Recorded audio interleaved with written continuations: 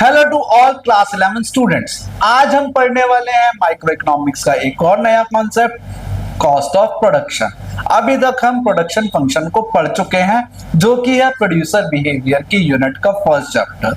अब है producer behaviour के यूनिट के second chapter, cost of production पे। ठीक है, तो मतलब जब हमने प्रोड्यूस किया, प्रोडक्शन को समझा, कौन कौन से फैक्टर्स हमारे प्रोडक्शन में काम में आते हैं, और जब हम उनके ऊपर कुछ पैसा खर्च करते हैं तो वो कहलाती है हमारी कॉस्ट। तो इसी चैप्टर को हम पढ़ेंगे अब, कॉस्ट ऑफ प्रोडक्शन को, कि जब हम कोई चीज प्रोड्यूस कर रहे हैं तो उन पर हम कौन कौन सी कॉस्टिंग करते हैं, कैसे कैसे हम खर्चे करते हैं और उन खर्चों को क्या क्या बोलते हैं। तो अब शुरू करते हैं हम कॉस्ट ऑफ प्रोडक्शन। ठीक है, तो कॉस्ट ऑफ प्रोडक्शन में सबसे पहले हम कॉस्ट के मीनिंग को समझते हैं। तो cost of producing a commodity is the payment made to the factors production which are used in the production of that commodity. तो जब हम किसी कमोडिटी को प्रोड्यूस करने के लिए उनके फैक्टर्स को जब पेमेंट कर रहे हैं, कौन कौन से फैक्टर हम पढ़ चुके हैं, वेरिएबल और फिक्स्ड। और अगर आपने अभी तक प्रोडक्शन फंक्शन को नहीं पढ़ा है तो आज ही इकोनॉमिक्स क्लास 11 की इकोनॉमिक्स के प्लेलिस्ट में जाकर प्रोडक्शन फंक्शन को जरूर पढ़ लो, ताकि आपको फैक्टर ऑफ प्रोडक्शन पता चल जाए। तो जब हम फैक्टर ऑफ प्रोडक्शन को जब हम पैसा देते हैं, ठीक है, जैसे लैंड, लेबर, कैपिटल या एंटरप्रेन्योर या रॉ मटेरियल पर जो भी हम खर्चा कर रहे हैं, जब हम उनको पैसा दे रहे हैं तो हम उसको क्या कहते हैं, कॉस्ट ऑफ प्रोडक्शन। ठीक है, आगे बढ़ते हैं। अब यहाँ पे कॉस्ट फंक्शन क्या है? फंक्शन मींस क्या हो गया कि उसका क्या रिलेशन है। A cost function shows the functional relationship between output and cost of production. मतलब जो भी हमने आउटपुट लिया, सपोज अब ये पेन हमने बनाया, तो इस पेन का ये मेरे पास आउटपुट आया, फिजिकल आउटपुट आ गया। ठीक है, अब इस पेन को बनाने में क्या क्या खर्चा हुआ, तो जब हम उन सबको जोड़ेंगे तो हमारे को मिलेगा क्या, cost of function. It gives the least cost combination of input corresponding to different level of output। ये सबसे इंपॉर्टेंट लाइन है इस पूरे रिलेशन में। It gives the least cost combination, मतलब सबसे कम कॉम्बिनेशंस के बारे में बताता है। जो भी हमारे इनपुट है, जो सपोज इस पेन को बनाने में जो भी इनपुट लगा है, उसके ऊपर हमने क्या कम से कम खर्चा किया हर एक आउटपुट को बढ़ाने के लिए। जैसे एक पेन को बढ़ाया, फिर 10 को बढ़ाया या 100 को बढ़ाया, तो सबसे कम हम लोग कहां पर खर्चा कर रहे हैं, वो सब चीजों को हमारे को कॉस्ट ऑफ प्रोडक्शन में देखने को मिलता है। ये कॉस्ट ऑफ प्रोडक्शन का इक्वेशन है, जिसको हम कहते हैं C इक्वल्स टू F और Q।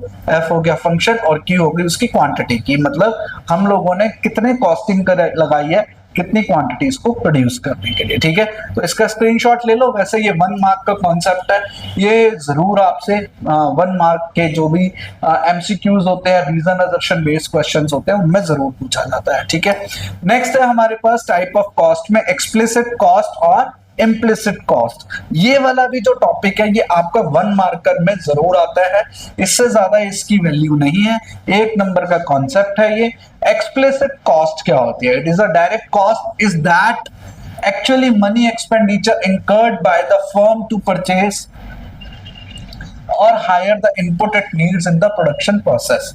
तो अब कोई भी पैसा जब हम खर्च कर रहे हैं, जब कोई फर्म किसी चीज को, सपोज एक फर्म ने लेबर हायर करी बाहर से कि भाई ये एक्सपीरियंस्ड लेबर है, हम इसको रखेंगे अपने पास, तो उनके ऊपर जो खर्चा किया जा रहा है वो है एक्सप्लिसिट कॉस्ट। ठीक है, टू हायर द इनपुट्स। जब यहाँ पे हायर द इनपुट्स के बारे में बात आएगी तो मतलब हमने लेबर को हायर किया है, या हो सकता है हम मशीनरी को किराए पर लेकर आए हों, और वो कहां पर यूज हो रही है, प्रोडक्शन प्रोसेस में।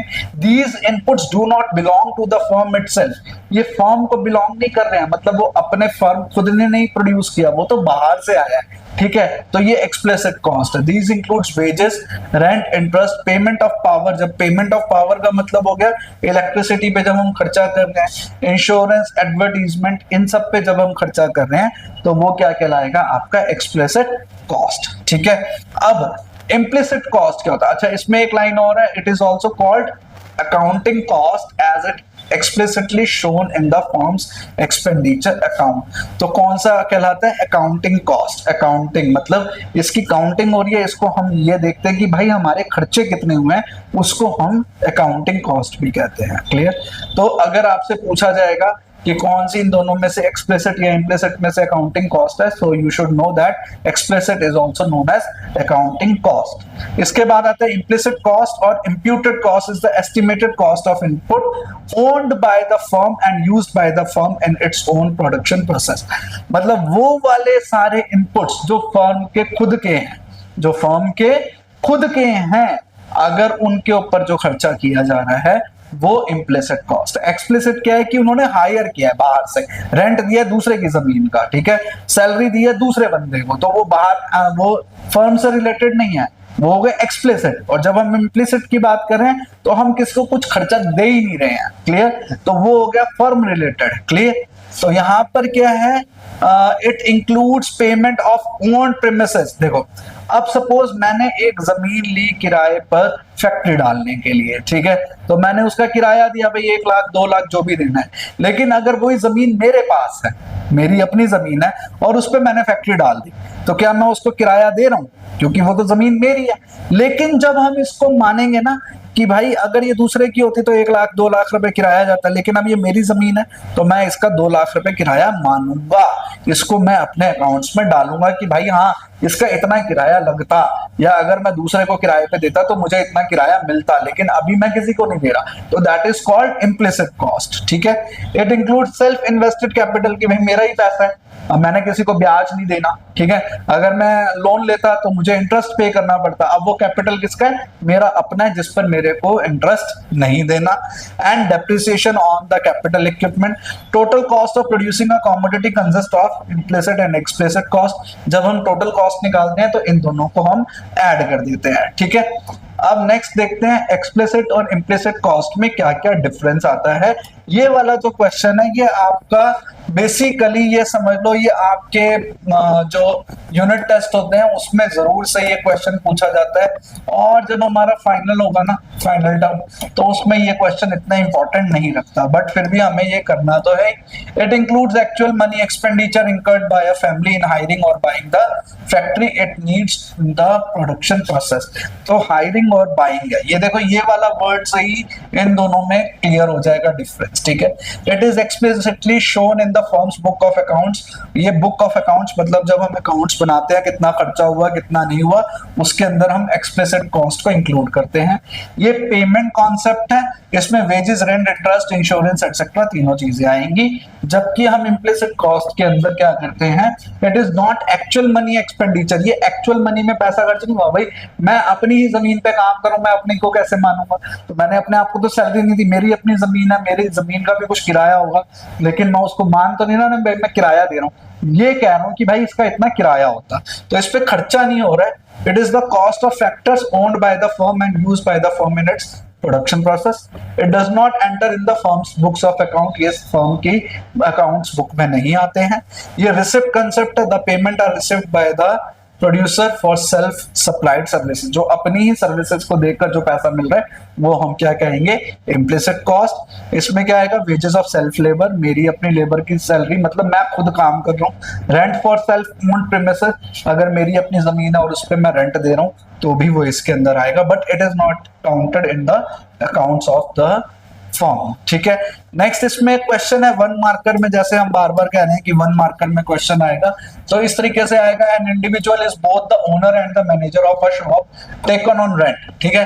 तो वो एक बंदा खुद ओनर भी है और उसका मैनेजर भी है अगर उसने वो रेंट पे लिया शॉप। तो इसमें इम्प्लिसिट और एक्सप्लिसिट कॉस्ट बताओ तो सिंपल है, रेंट पे लिया दुकान तो वो क्या हो गई उसकी एक्सप्लिसिट कॉस्ट, ठीक है, रेंट पेड बाय।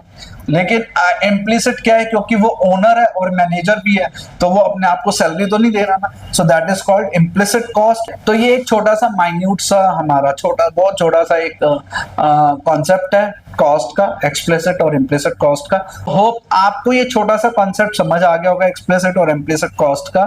अब मिलते हैं नेक्स्ट वीडियो में एक नए कॉन्सेप्ट के साथ, लेकिन आपसे एक रिक्वेस्ट है कि अपने साथ एक नोटबुक, पेन और पेंसिल जरूर लेकर बैठना, क्योंकि कॉस्ट का चैप्टर बहुत आसान नहीं है, थोड़ा सा टेढ़ा है, बहुत ज्यादा इसके अंदर न्यूमेरिकल्स भी हैं और डायग्राम्स भी हैं, कम से कम 7 से 8 डायग्राम आपको देखने को मिलेंगे और कुछ फॉर्मूले भी हैं जो आपको देखने हैं और याद करने हैं। तो मिलते हैं नेक्स्ट वीडियो में, लेकिन आपसे एक प्रॉमिस है कि आपको अपने साथ नोटबुक लेके जरूर बैठना, क्योंकि ये एक इंपॉर्टेंट टॉपिक है। ठीक है, तो नेक्स्ट वीडियो में मिलते हैं। Till then take care of yourself and be connected with us.